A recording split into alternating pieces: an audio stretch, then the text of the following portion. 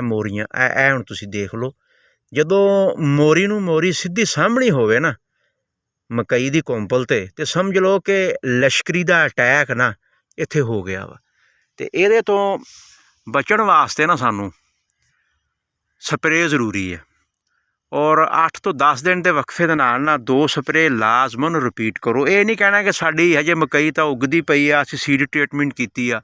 Seed treatment ਆਪਣੀ ਜਗ੍ਹਾ, ਉਹ ਆਪਣੇ ਫੰਕਸ਼ਨ ਆ ਕਿ ਬੀਜ ਗਲੇ ਨਾ ਪੂਰੀ ਤਰ੍ਹਾਂ ਜਰਮੀਨੇਸ਼ਨ ਹੈ ਜੀ ਹੋ ਜਾਏ, ਕਿਉਂਕਿ ਕੋਰਾ ਵੀ ਪੈਂਦਾ ਹੁੰਦਾ, ਮੌਸਮ ਹਾਰਡ ਹੁੰਦਾ ਵਾ ਅਤੇ ਜਰਮੀਨੇਸ਼ਨ ਮੁਤਾਸਰ ਨਾ ਹੋ ਜਾਏ। ਅਤੇ ਅੱਗੋਂ ਜਿਹੜਾ ਇਹ ਮਸਲਾ ਨਾ ਹੁਣ ਹੈ ਤੇਲੇ ਵਾਲਾ ਸੁੰਡੀ ਵਾਲਾ, ਇਹਦਾ ਸਪਰੇਅ ਅਸੀਂ ਲਾਜ਼ਮਨ ਕਰਨਾ।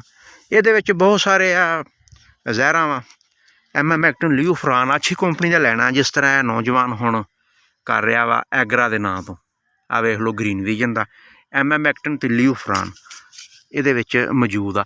ਅੱਛਾ, ਦੂਸਰੀ ਇੱਕ ਅਹਿਮ ਗੱਲ ਜਿਹੜੀ ਹੈ ਨਾ ਕਿ ਜਦੋਂ ਟੈਂਪਰੇਚਰ ਲੋਅ ਹੋ ਜਾਏ ਨਾ, ਜਿਹਨੂੰ ਅਸੀਂ ਕਹਿੰਦੇ ਹਾਂ ਕੋਰਾ ਪੈਂਦਾ, ਬਰਫਬਾਰੀ। ਹੁਣ ਰਾਤ ਦਾ ਟੈਂਪਰੇਚਰ ਤਾਂ ਲੋਅ ਆ ਅਤੇ ਦਿਨ ਦਾ ਫਿਰ ਵੀ ਗੁਜ਼ਾਰਾ ਹੋ ਜਾਂਦਾ। ਅਤੇ ਫਿਰ ਉਹਦੇ ਵਿੱਚ ਮੈਂ ਰਿਕਮੈਂਡ ਕਰਾਂਗਾ ਕਿ ਦੇਖੋ ਅੱਛੀ ਫਾਰਮੂਲੇਸ਼ਨ ਨਾ ਸਾਨੂੰ ਲੈਣੀ ਚਾਹੀਦੀ ਹੈ। ਹੁਣ ਜਿਸ ਤਰ੍ਹਾਂ ਵੇਖੋ ਨਾ 62.5% ਹੈ ਇਹਦੇ ਵਿੱਚ ਇਹ ਅੱਛਾ ਅਮਾਈਨੋ ਐਸਿਡ ਆ, ਅਤੇ ਵੀਵੀ ਅਮਾਈਨੋ ਇਸ ਦਾ ਨਾਮ। ਅਤੇ ਸਾਡੇ ਇਸ ਚੀਚਾ ਵਤਨੀ ਅੱਡੇ 'ਤੇ ਨਾ ਨਵਾਂ ਮੋੜ 'ਤੇ ਅਜ਼ੀਜ਼ ਰਹਿਮਾਨ ਚੌਧਰੀ ਸਾਹਿਬ ਨਿਊ ਜਲੰਧਰ ਟਰੇਡਰ ਤੋਂ ਇਹ ਅਵੇਲੇਬਲ ਆ।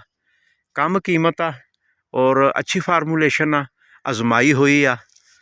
ਮੌਸਮਿਆਤੀ ਸਟਰੈਸ ਜਿਹੜਾ ਨਾ ਉਹਦੇ ਤੋਂ ਬਹੁਤ ਹੀ ਅੱਛਾ ਰਿਜ਼ਲਟ ਆ। ਅਤੇ ਇਹਦੇ ਵਿੱਚ ਨਾ ਹੁਣ ਕਮੀ ਕੁਤਾਹੀ ਨਹੀਂ ਕਰਨੀ। ਅਮਾਈਨੋ ਐਸਿਡ ਪਲੱਸ ਐਮਾਮੈਕਟਨ ਅਤੇ ਲਿਊਫਰਾਨ, ਇਸ ਦਾ ਛਿੜਕਾਓ ਯਕੀਨੀ ਬਣਾਓ। ਫਸਲ ਬਿਹਤਰ, ਸਿਹਤਮੰਦ ਔਰ ਟੋਰਾ ਜਿਹੜਾ ਨਾ ਉਹ ਵੀ ਮਾਸ਼ਾਅੱਲਾ ਜ਼ਿਆਦਾ ਹੋਏਗਾ।